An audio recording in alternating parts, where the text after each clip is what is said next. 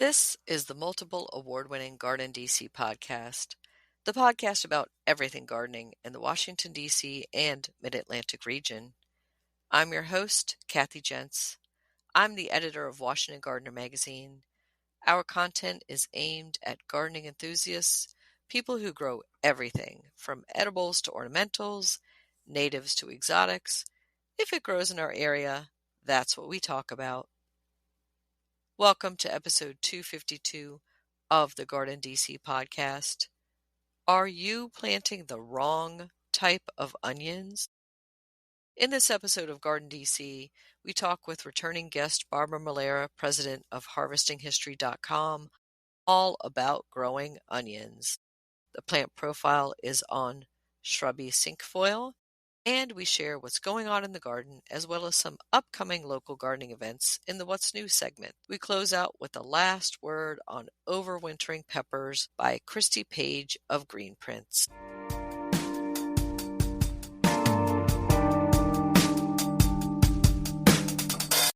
This episode, we're joined by Barbara Malera of Harvesting History. She is back on the podcast to talk about all things growing onions. Welcome back, Barbara. Thank you. Thank you for inviting me back. Great to have you. And I was looking up, last time we had you on was episode 153 in American Story, and we did that towards the end of June 2023.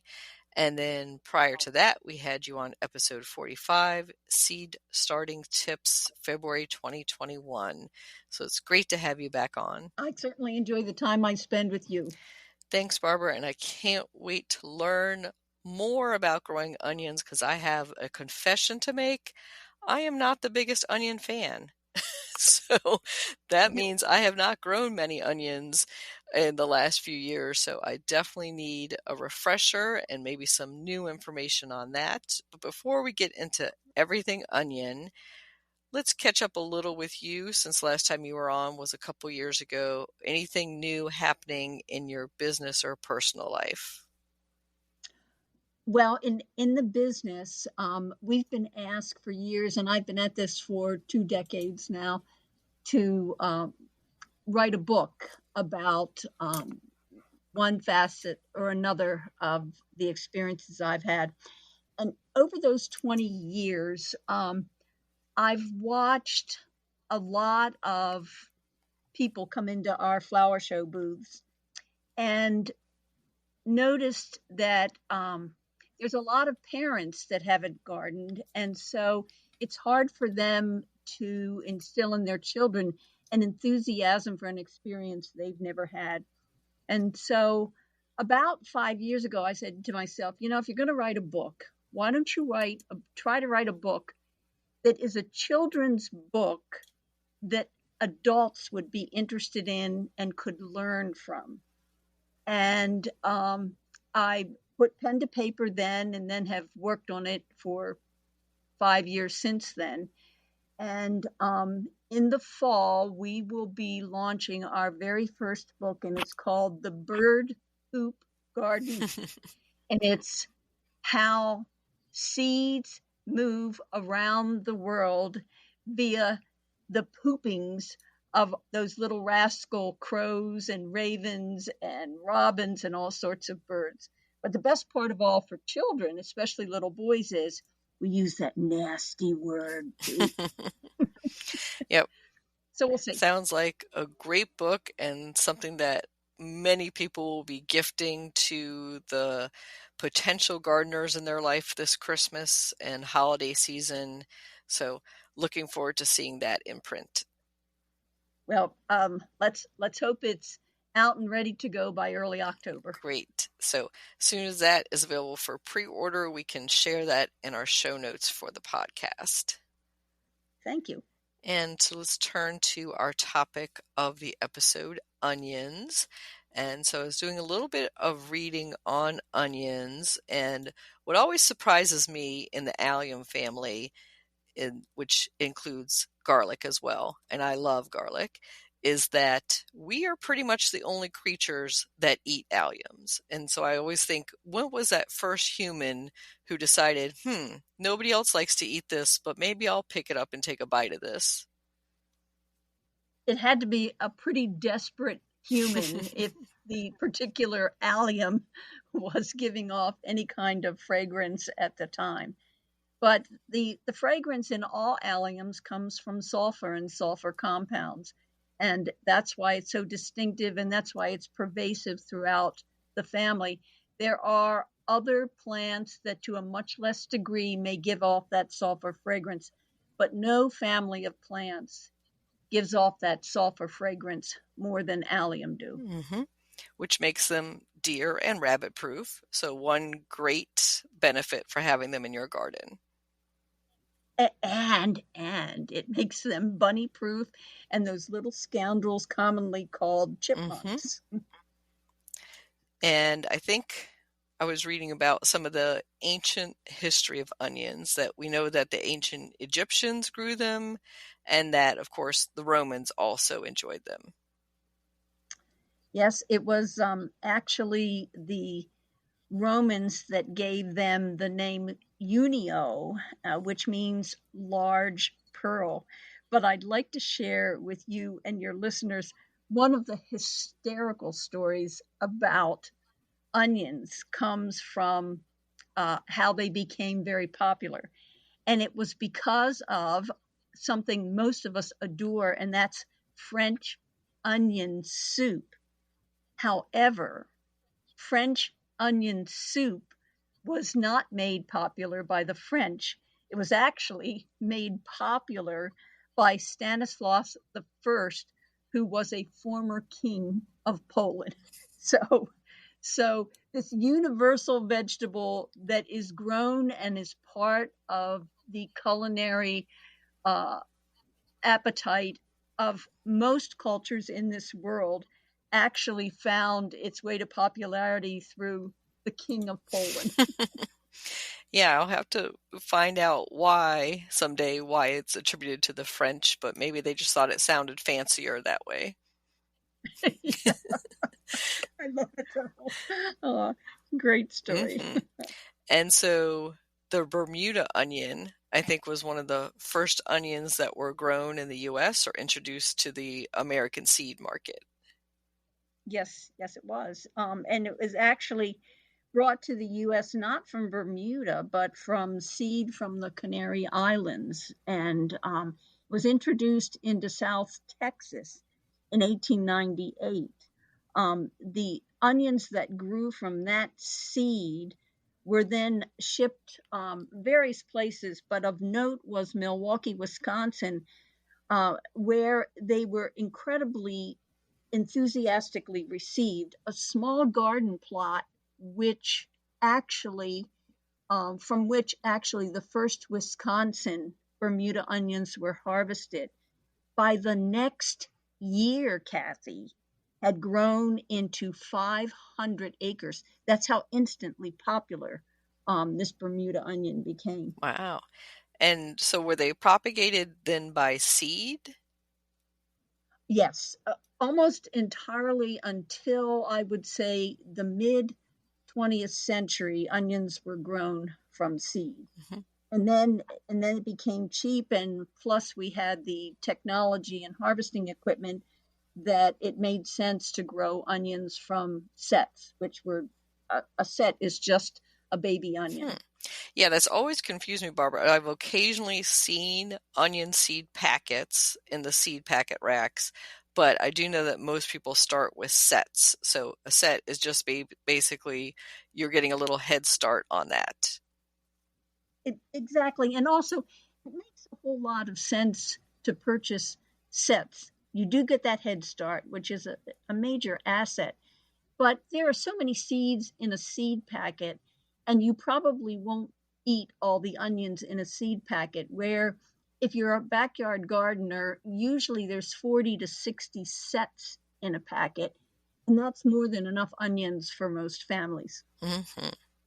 And so when you're purchasing the sets, let's start with maybe how and when we're going to do that. I know a lot of people do their onions in the mid-Atlantic in the fall.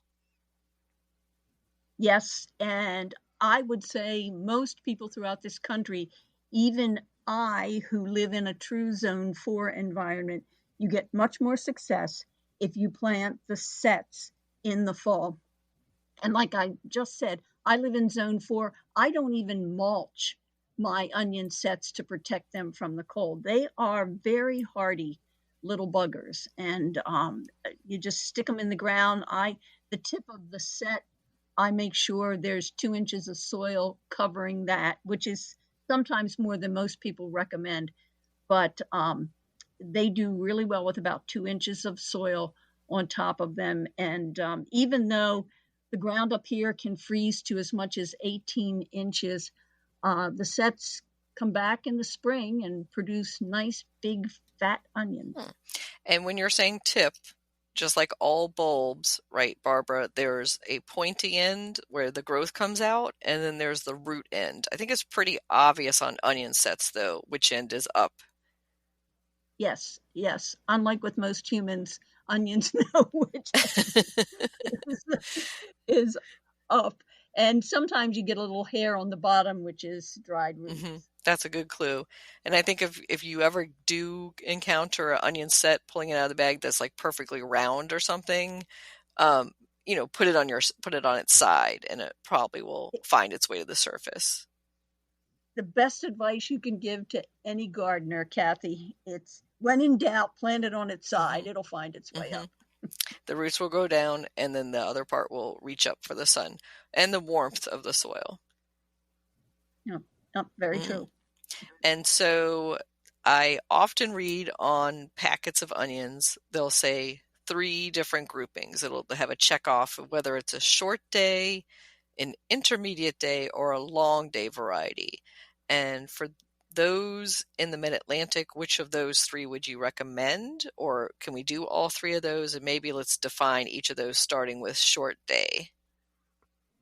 To answer your first question, in the Mid-Atlantic, you can do all 3 of them.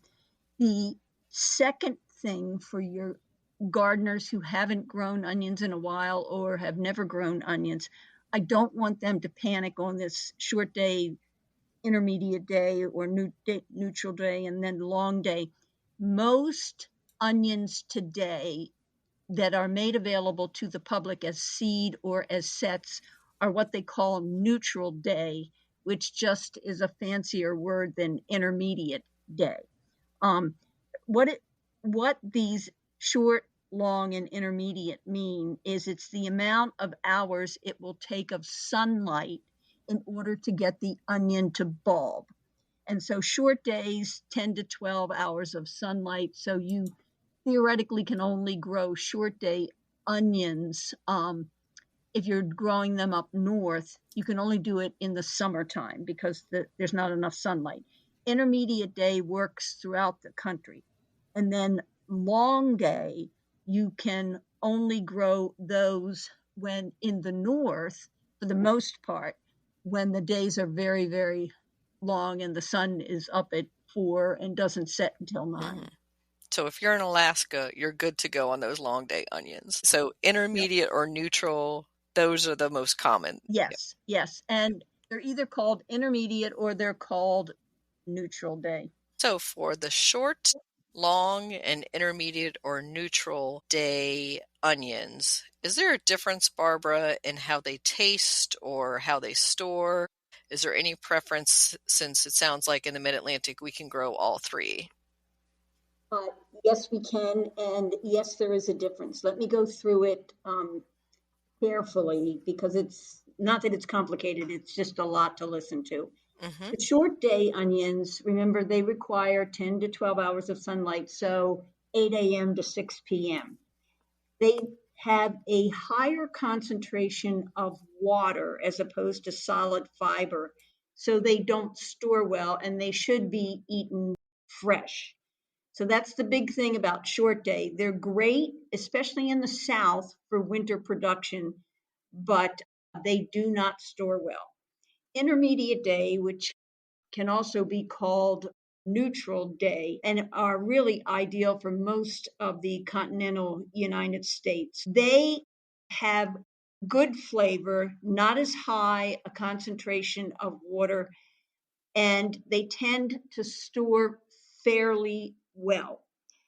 Long day, and let me say, an intermediate day is 12 to 14 hours. So they would need sunlight from like 8 in the morning until 8 at night. And then long day, 14 to 16 hours of sunlight. So they would require um, 8 from like 8 a.m. to 10 p.m.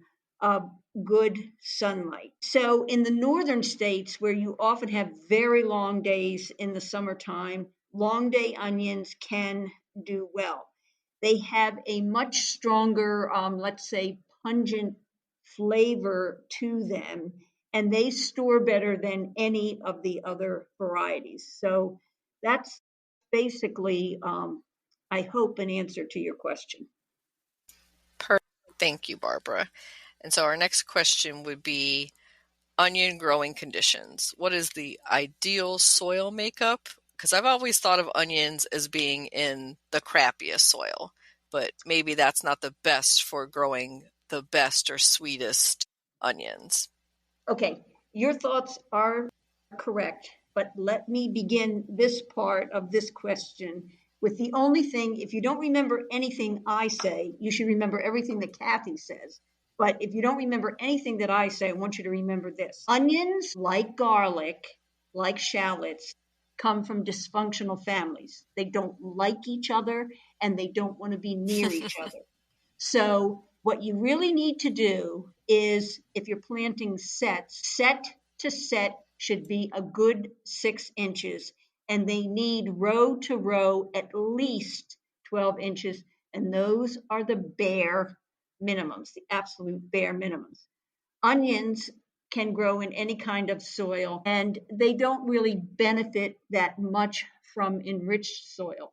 Understand that the oniony flavor comes from several different sulfur compounds, as it does with all alliums. And so you don't want to amend your soil with anything you don't want to put pelletized sulfur in your soil or anything like that. But some compost in with a normal loam soil, or I grow mine in horrendous clay, they will do fine there. But what they really need in almost any soil conditions is some amendments with both rock phosphate and potash, as do most root vegetables. So I would do more than a dusting of those two fertilizers before you begin to work the soil to plant either the seeds or the sets. And this is also true with almost all root vegetables. If you sweeten the soil with a little bit of lime, the onions will have a slightly sweeter flavor to them. That's about all I can think of. Excellent. And then that brings up, I was going to say that brings up one of the most common questions I get asked, Barbara, and I'm sure you do too, is can onions be grown in a container? Excellent question and careful answer. The fast answer is yes, they can. But this is true for onions and shallots, and especially true for garlic. These three root vegetables do not like water in the last 6 weeks before you harvest them. So if you've got them in a container, it's best to move them under the eaves of the roof or someplace where, if you have a thunderstorm, a midsummer thunderstorm, they're not going to get deluged with water. A drizzle is fine, but they rot incredibly quickly when they're in a container and they're watered frequently. And I'll tell you, Kathy, because you know me fairly well, funny story.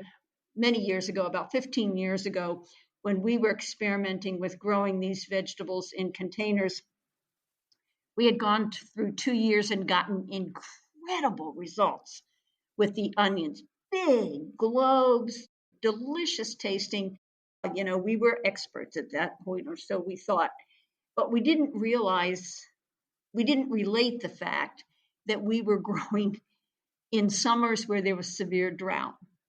And in the third summer, we had a normal summer, and every last one of those buggers rotted completely. So I'm dead serious when, yes, you can grow them in containers and they can do well, but those last 6 weeks before you harvest them, they shouldn't have much, if any, water. Good tip to know. And yeah, we all want those big, beautiful globes, not like those little peonies, right? Right, If you're going to put that much exactly. effort into them. And remember, they don't get along with each other, so you've got to have a fairly good sized container and you've got to maintain that 6 inch difference distance. Yeah, to make those distances between each of them and between the rows, it would have to be a fairly large container. Yep. But And and the other thing, Kat, is if you should at least twice fertilize with that rock phosphate and the potash when they're in the containers, because that stuff will bleed out the holes in the bottom fairly quickly. that's a good point, Barbara, that most container grown plants do need extra fertilizing because you're depleting the soil so quickly from what they're contained in, Yeah, literally. that's for sure. Mhm. So I was going to ask about bunching onions next. So what is the difference between a big round, like you described, globe type onion and a bunching onion, or is there a difference?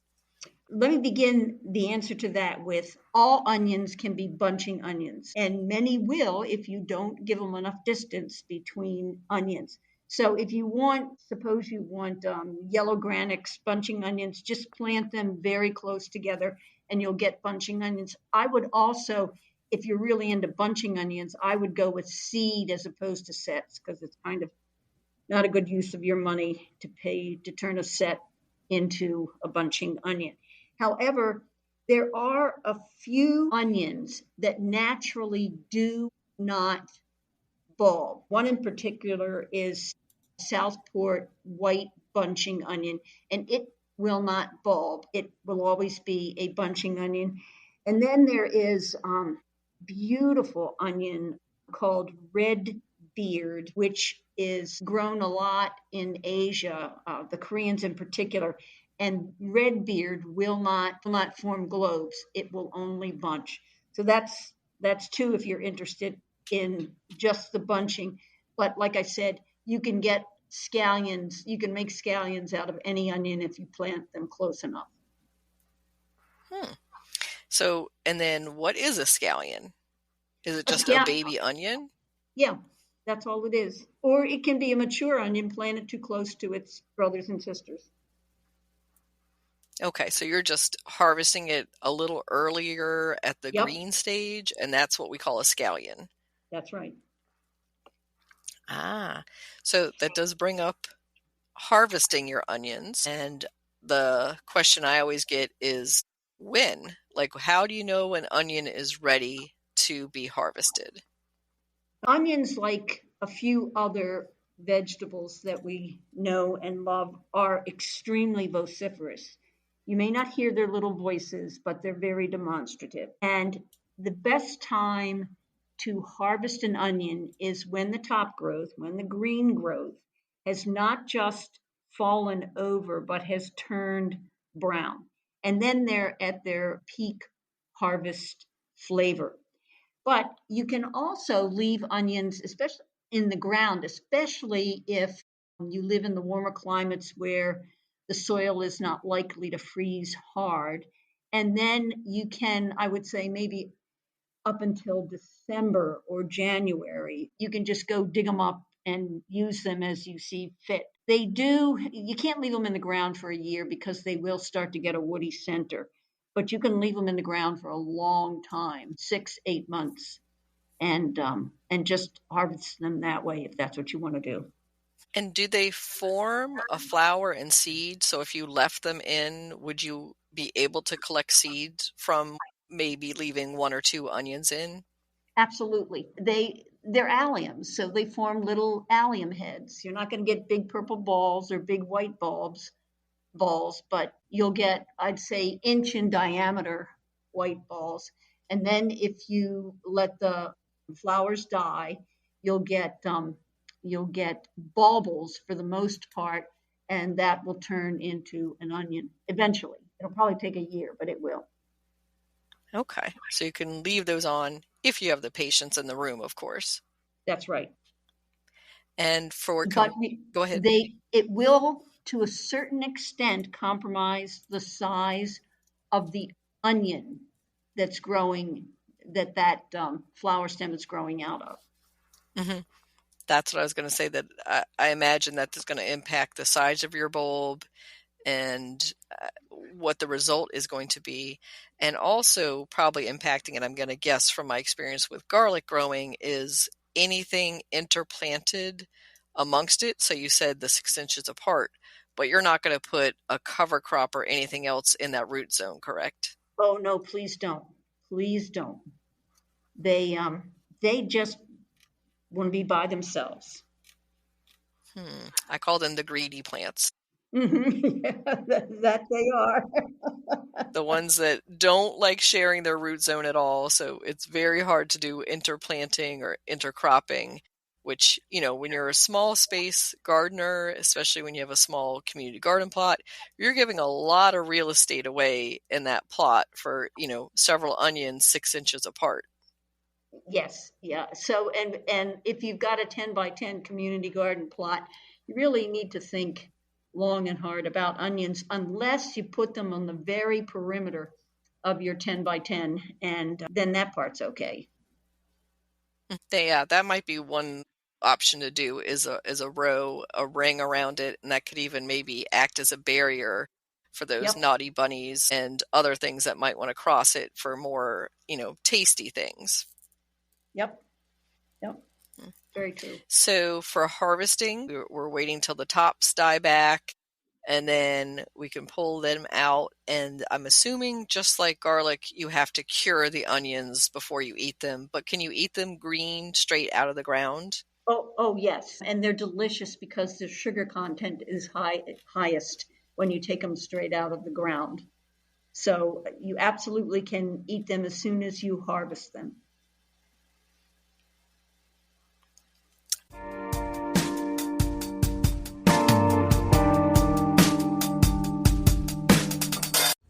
GardenDC will be back after this short break. Get low-maintenance alternatives to lawns with Ground Cover Revolution by Kathy Jentz. Reducing the lawn is among the biggest trends in homeownership, with an endless stream of homeowners looking for an eco-friendly alternative to a traditional turfgrass lawn. In the last few years alone, over 23 million Americans converted part of the lawn to a natural landscape, and now they're looking to do even more. The biggest challenge to adopting this new ideal of the perfect lawn? Knowing how and when to replace your turf and which plants are the best ones for the job. Ground Cover Revolution is here with all the answers you need, and some you didn't even know you needed. Included are 40 in-depth profiles of plants that are perfect choices for replacing a grass lawn. There are options for sun, for shade, for dry and wet sites, and for various climates around the globe. There are choices that bloom, options that are evergreen, and selections that are deer-resistant. Kathy Jentz has also included an incredibly useful chart that gives you all the specifics on each of the 40 choices for quick reference and to make your ground cover selection process even easier. Whether you want to replace the entire lawn or just reduce the amount of land dedicated to turf, Ground Cover Revolution will help you usher in a new and improved idea of what a beautiful lawn should be. Ground Cover Revolution is available now wherever you buy books, including Amazon.com and Bookshop.org.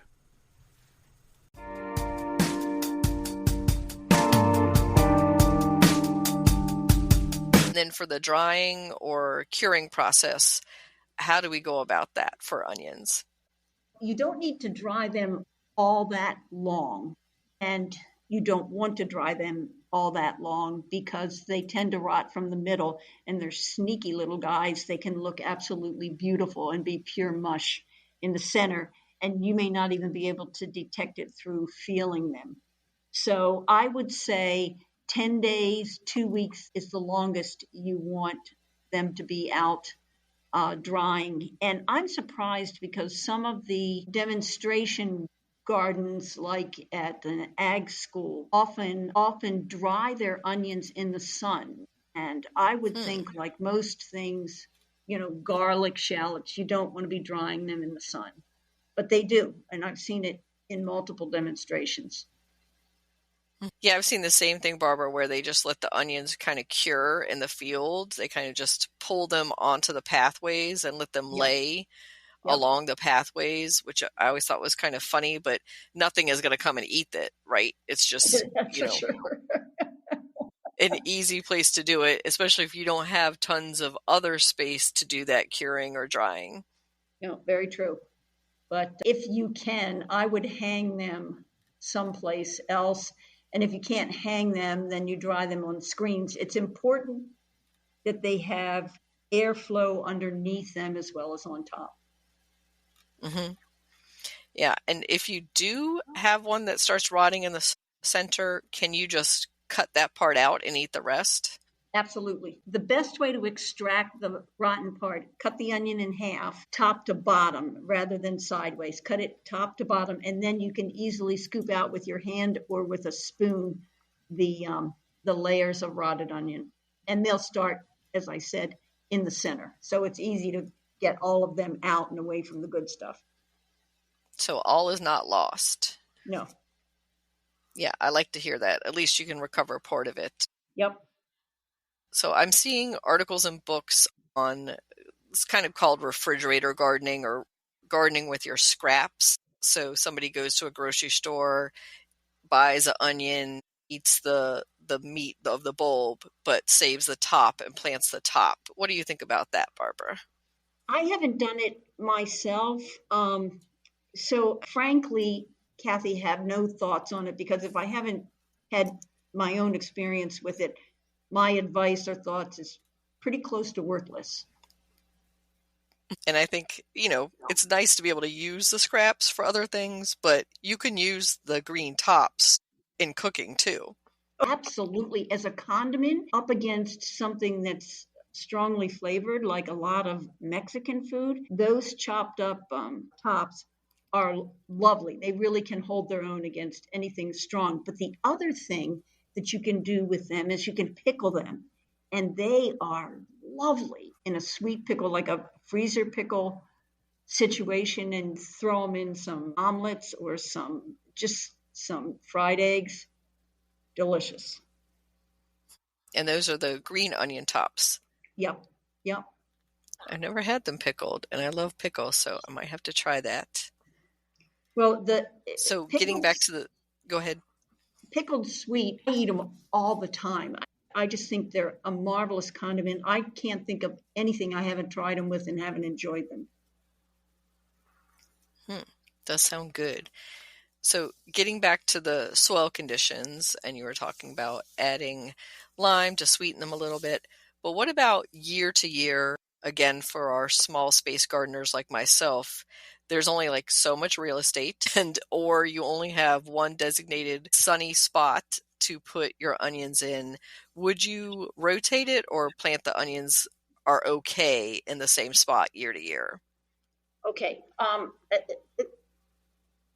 That's a broader question when it comes to me. My education is as a scientist, and though I have no problems with garden rotation, the benefit that you get in a small community garden is negligible, because anything, a bug, a bacteria, a virus, a mold of any sort that grows on the right hand corner of your garden will also grow on the upper left-hand corner of your garden. So the answer from my experience, and this is just a sample size of one, is you don't have to, and there's minimal benefit to rotating. Yeah, that's the research that I've read too, Barbara. When you're talking like a 20 by 20 or even 40 by 40 plot, the ability to do rotation is just not there. So either you would skip a year or just not plant tomatoes or a nightshade family in that same spot if you had noticed a disease from one year to another, or switch to containers for a couple years until maybe that disease has blown by or gone out of your soil. No, exactly. That's just what you have to do.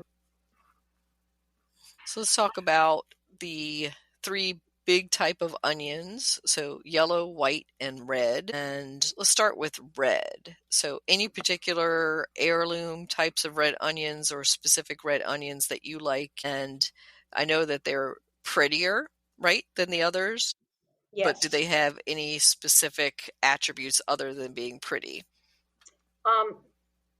Well, the one thing you have to remember about red onions, and this is true of all red onions, is that they're like the short day onions in that they have a very high water content, a very high sugar content for an onion. And so therefore they do not store well. And they really, we talk about, Kathy, with some garlics, well, this one doesn't store well. The queen of the we don't store wells is the red onions. Red burgundy is frequently available, and it's probably at the top of the list of lovely, delicious, high sugar content onions. And if you were going to go that way, that would be the one I would suggest, whether you're starting from sets or from seed. In terms of... Yeah, and go ahead. No, go ahead. I'm sorry. I was going to say, I just took a class in fabric dyeing, and onions were one of the things that we used. Onion skins, of course, purple onion skins, and they were just beautiful. Oh, I'll bet. Yeah, they sometimes just to slice one and just look at those concentric rings of white and then burgundy and white and burgundy. It really is a beautiful vegetable. Mm-hmm. So. It is gorgeous. And so red burgundy is the variety that you recommend? Yes. Okay. Let's go on to our white onions, which I would think was what most people think about as an onion, but they're usually on the smaller side, I noticed. They tend to be, and it may just be the cultivars that are available to us commercially. I don't know why the whites would seem to be smaller. Oftentimes they're more egg-shaped as well. And again, it just could be the cultivars that are available to us. They're the compromise agent when it comes to onions because they're better at storing than the red onions, but they don't have anywhere near the sugar content. So the flavor is not as rich. It's still nice and oniony, and that's driven again by that sulfur content that all onions contain. White Strasbourg is the one that you'll normally see both as sets and as seed. There's also Southport White Globe is frequently offered as seed and sometimes offered as sets, but you can, in almost any place that sells seed, you can find the Southport White Globe. And remember, we talked earlier about the Southport bunching. You have to make sure that you're getting the globe if that's what you're after and not the bunching. Good to know. Yeah, I think that's the one I'm growing this year for our local food pantry. So I'm hoping for good success with that White Strasbourg. Yeah. Let's move on to... Go ahead. No, I was just agreeing with you. The White Strasbourg's a good one. Okay, so let's move on to the yellow onions, also known as, I think you were calling them the workhorse of the onion family. Oh, yes, and they definitely are. Yellow onions, if you have limited space and you're going to grow an onion, I would recommend that you do the yellow onions. They store incredibly long. And yes, they're not as sweet as either the whites or the reds, but they have great flavor. So you're not sacrificing too much. If you've got a community garden and you're going to rim the garden, I would do 3 sides with yellows and 1 side with red because reds are so unique. Probably the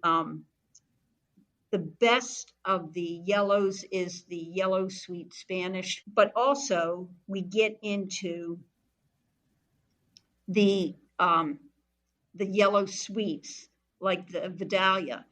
And just to briefly tell you, Kathy, the first of the sweet yellows came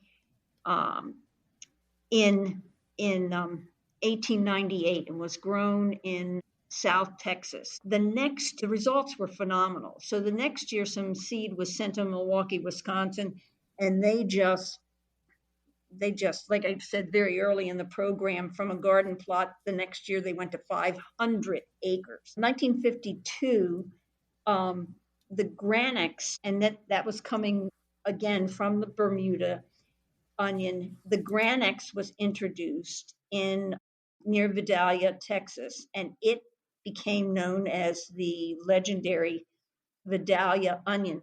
The problem is that Vidalia onions grow best near Vidalia, actually Georgia. And the one that can live up to that Vidalia reputation is really the Walla Walla, which is a relative of the Vidalia, but it came out of Washington State. Yeah, and I'm familiar with those names. I think a lot of us, we see those in the supermarket, and I associate them most, Barbara, with onion rings. I don't know why.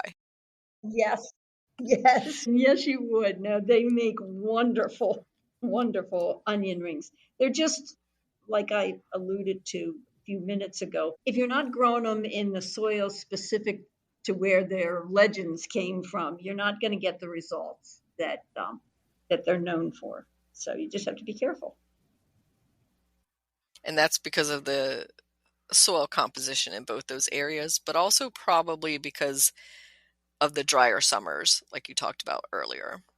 Definitely. Yep. Yep. So let's talk about some onion relatives, the shallots. Ah, yes. Well, shallots are my favorite onion family vegetable. It's believed that shallots actually originated near Palestine and Israel, and specifically near the port in Israel known as Ashkelon. And this is primarily for your history buffs.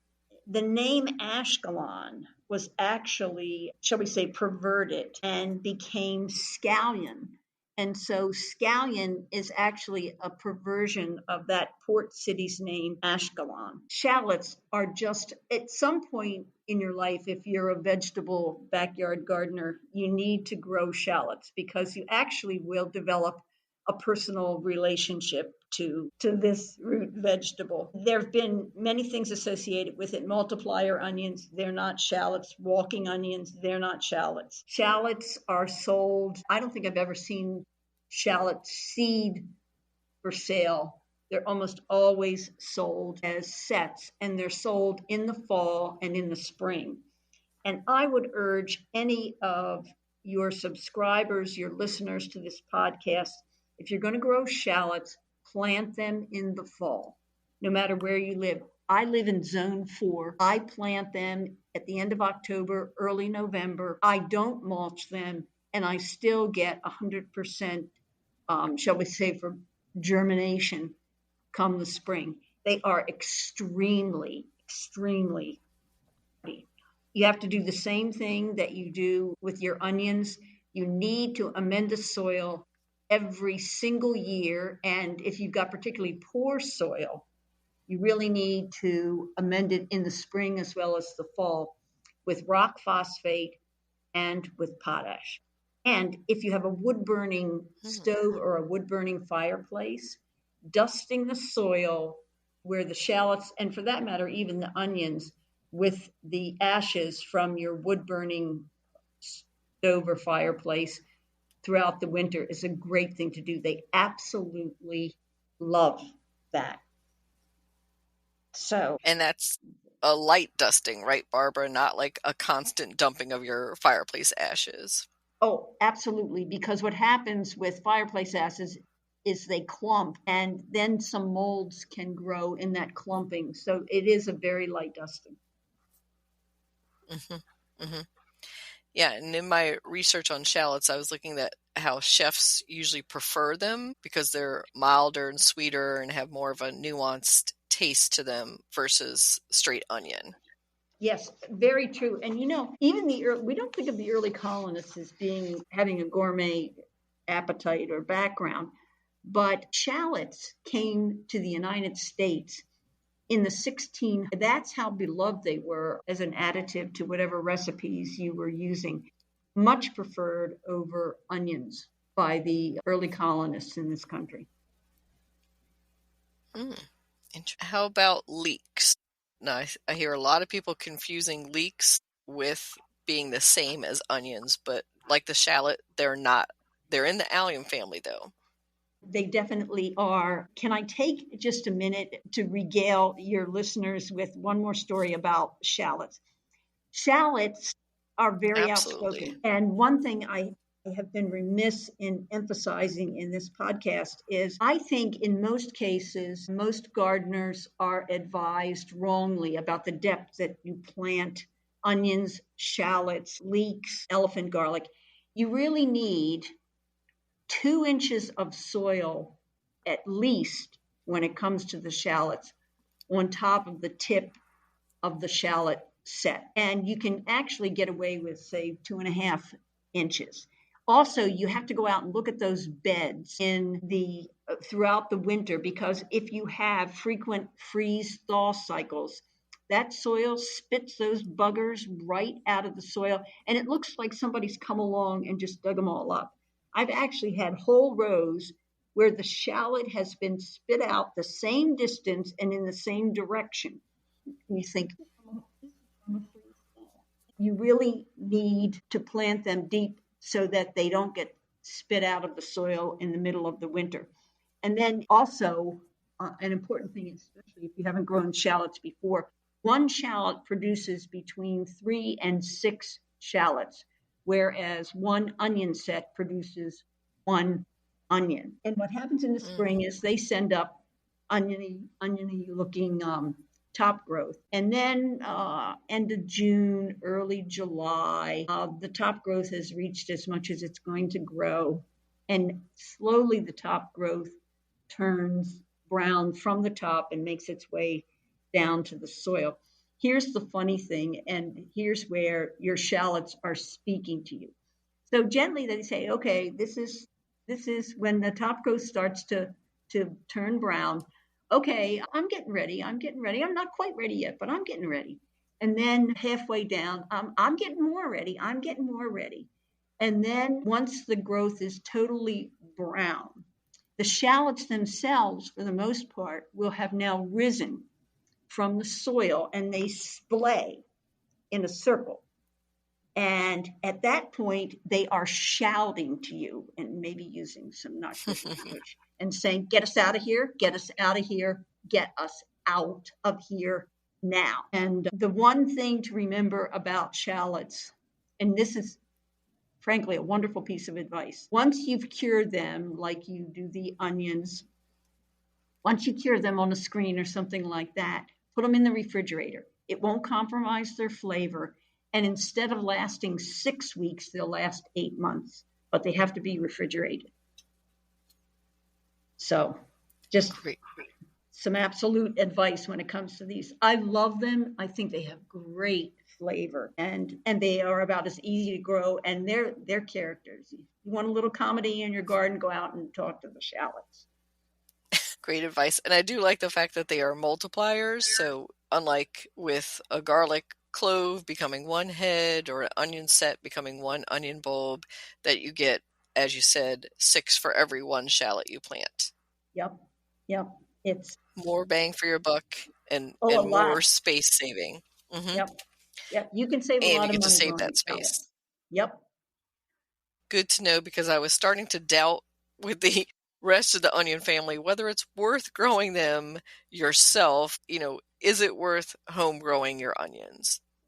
Well, it certainly is worth, even from a financial perspective, growing shallots, because they're quite expensive. And then you ask about leeks. Do we still have time to talk a little bit about leeks? Sure.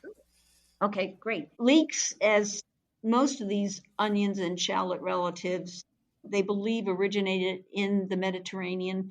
They know from Egyptian carvings and pictures that they were being grown in Egypt, and that also the Romans grew them. Actually, it's believed that the Welsh, believe it or not, brought leeks to the British Isles.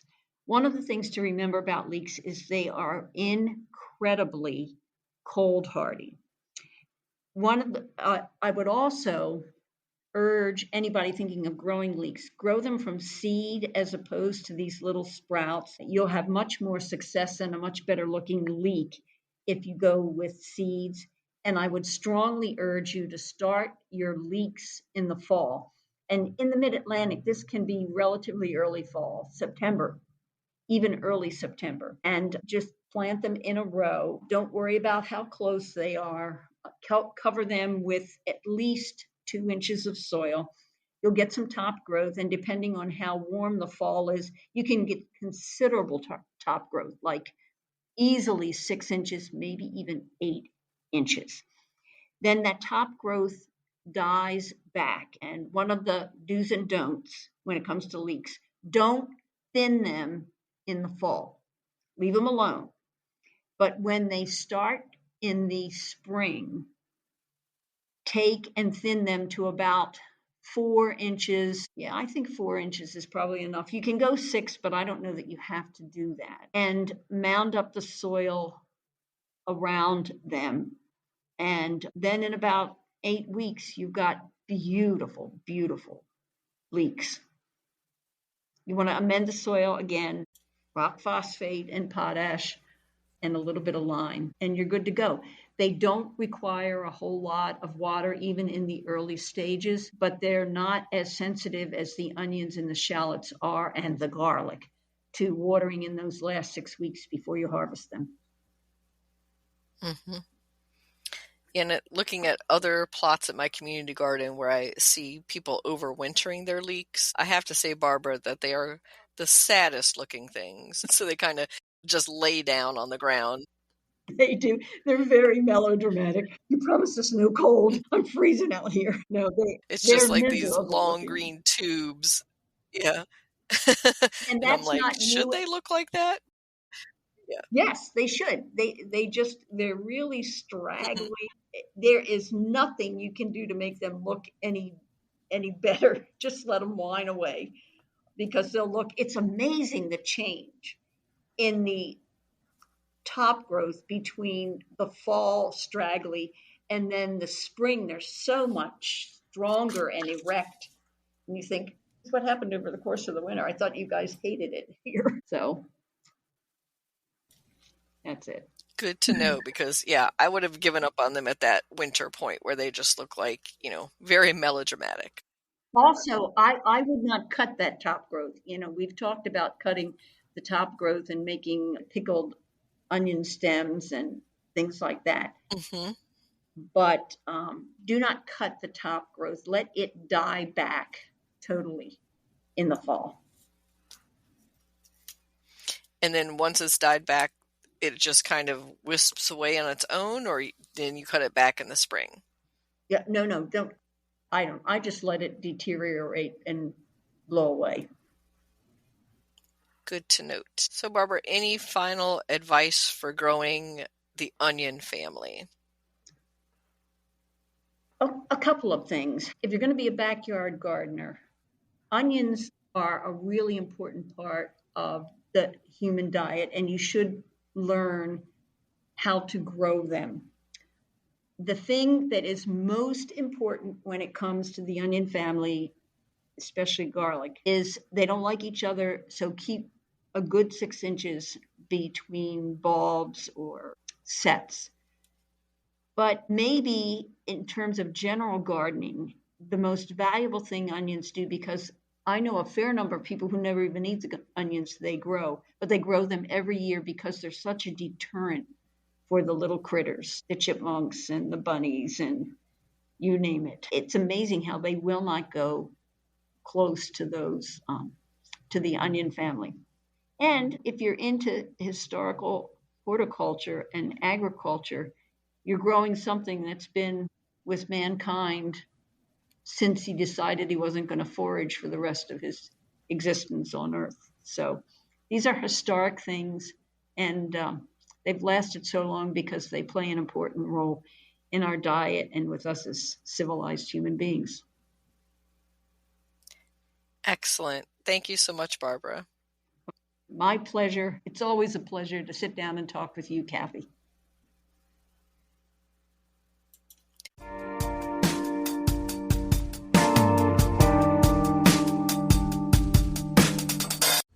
GardenDC will be back after this short break. In the book The Urban Garden by Kathy Jentz and Terry Spate, you'll find dozens of inspiring and creative ways to grow flowers, shrubs, vegetables, herbs, and other plants in small spaces and with a limited budget. Whether you want to grow on a balcony, rooftop, front stoop, or a tiny urban patio, turn your growing dreams into reality and build a gorgeous and unique garden that showcases your personal style while still being functional and productive. With the genius ideas and resourceful tactics found here, you'll be maximizing yields and beauty from every square inch of your space. No matter what you grow, the 101 amazing growing ideas found in the urban garden will turn your tiny urban yard into a treasure trove of green you'll be proud to share with family and friends. Buy your copy today at your local retail bookseller or order it online now at Amazon.com or bookshop.org.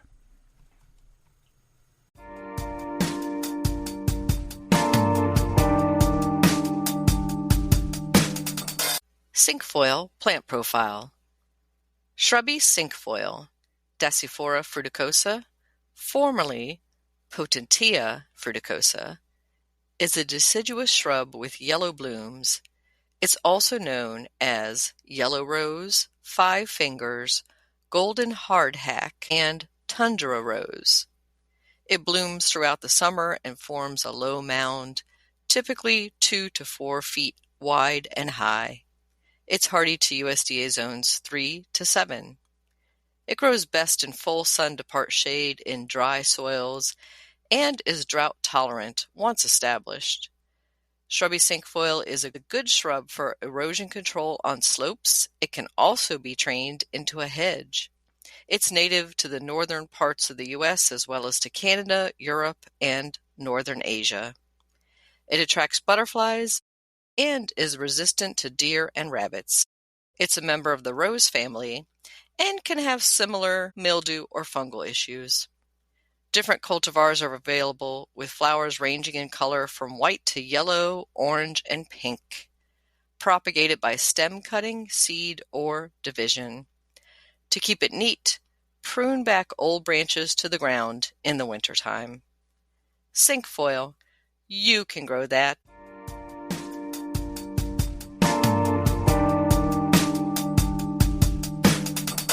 What's new in the garden this week?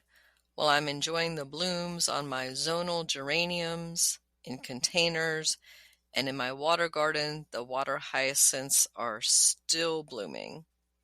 Over at the community garden plot, the currant tomatoes have started pumping out their fruits, and so I love to pop them in my mouth as I'm over there weeding and watering. In the tips that we shared on social media this week, we centered on herbs, and this is the time of year to be direct sowing your cool weather herbs, including parsley, cilantro, chervil, chives, dill, lovage, and thyme. In local gardening events, if you're in the greater Washington, D.C. area, you might want to attend the Pawpaw Festival on Saturday, September 6th from 9 to 5 p.m. at Edible Landscaping in Afton, Virginia. You can do a day of fruit tastings, tours, and a nursery-wide plant sale of 20% off all their plants. You can find out more details at ediblelandscaping.com. And then Chesapeake Native Nurseries is having their fall sale right now. You can order your plants through September 4th and pay online. Then arrange for location pickup if you're near Silver Spring, Maryland. That pickup is Sunday, September 7th from 1 to 4 p.m. And then the Friends of Brookside Gardens are hosting their annual fall sale that takes place at Brookside Gardens in Wheaton, Maryland. And that is on Saturday, September 13th from 10 a.m. to 1 p.m. If you are a friend of Brookside Gardens, you get early access at 9 a.m. to the sale for best selection.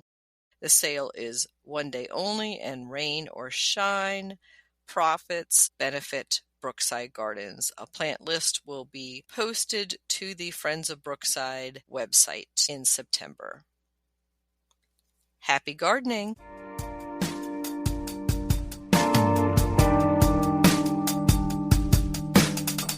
This is the last word on overwintering bell pepper plants for Head Start next season by Amanda MacArthur from Food Gardening Network. Bell peppers aren't supposed to survive winter. At least that's what big gardening wants you to believe. But here's the botanical bombshell that'll reshape your entire pepper worldview.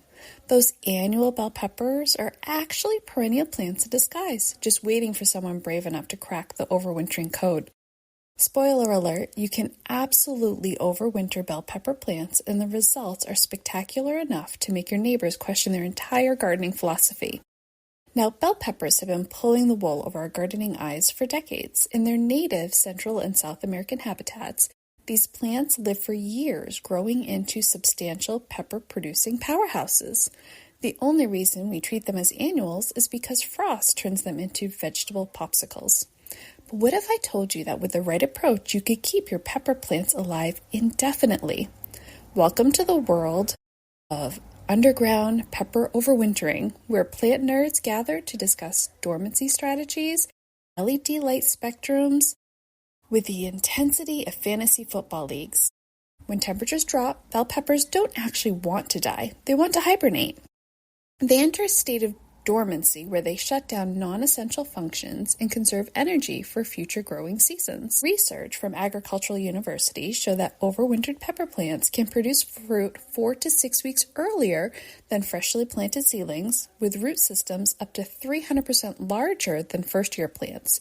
The yield differences are staggering. We're talking about plants that can produce peppers well into November instead of giving up at the first frost. The key lies in understanding pepper physiology. These plants store energy in their root systems during dormancy, creating botanical batteries that power explosive spring growth. Now, the window for successful pepper evacuation is precise. When nighttime temperatures consistently hit 50 degrees Fahrenheit or 10 degrees Celsius, but before frost arrives. If your peppers are planted in the ground, excavation requires surgical precision. The root system extends roughly as wide as the plant is tall, so plant accordingly. Container plants get a free pass on this particular trauma, which is why smart pepper parents start with pots. Now here's where pepper overwintering gets a little spicy. To prune or not to prune? The scientific consensus favors aggressive pruning. Cutting plants back by 30 to 50% reduces transpiration stress and helps them transition to dormancy. Now let's dive into what's needed to support them over the winter. Light is a non-negotiable requirement. Bell peppers need approximately 2,000 to 3,000 foot candles of light to maintain basic metabolic functions during winter. Just for reference, most homes provide about 100 to 200 foot candles near windows. The math is brutal and an LED light is necessary. They also require the perfect temperature balance. Peppers demand temperatures between 65 to 75 degrees Fahrenheit during the day, dropping to no less than 60 degrees Fahrenheit at night. They're basically horticultural divas with very specific comfort requirements. And don't forget the humidity. Winter indoor air typically hovers around 20 to 30% humidity, while peppers prefer 40 to 50%. This difference might seem minor, but it's the equivalent of asking a fish to live in the Sahara. Don't panic when your pepper plants start dropping leaves like autumn trees. This is completely normal dormancy behavior. Plants are essentially shutting down unnecessary systems to conserve energy. Now, dormant peppers need water about as frequently as succulents, which is to say, not very often. Water only when the top 2 inches of soil feel dry, and water thoroughly but infrequently. Also, keep an eye out for any pests that might be taking residence on your dormant pepper plants. Come March or April, dormant peppers begin showing signs of life, new leaf buds, fresh growth, and renewed interest in pepper production. This is when the overwintering payoff becomes obvious. Gradually increase watering frequency and begin fertilizing with diluted liquid fertilizer. The established root systems respond dramatically to improved conditions, often doubling in size within weeks. Now, overwintering peppers isn't for casual gardeners. It requires equipment, dedication, and tolerance for plant-related stress. You'll spend winter evenings adjusting grow lights, monitoring soil moisture, and questioning about this hobby and whether it's gotten out of hand. But for gardeners ready to level up their pepper game, overwintering delivers results that justify the effort. Earlier harvests, bigger plants, and the ultimate gardening bragging rights await those brave enough to keep your peppers alive through the winter. This has been Christy Page with foodgardening.com.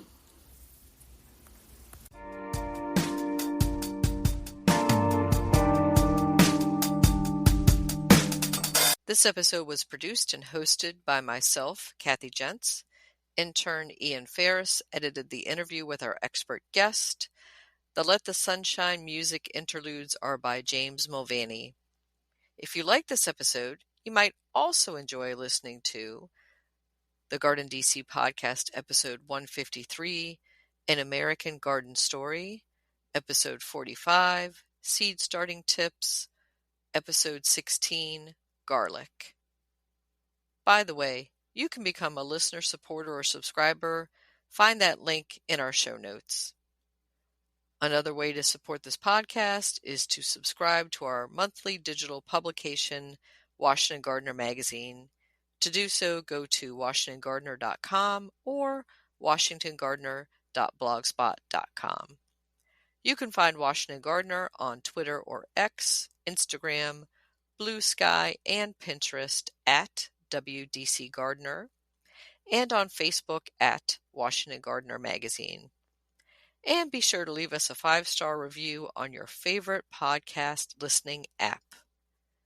Please take a moment to share us on social media with hashtag GardenDC and with your gardening friends so other gardeners can find us too.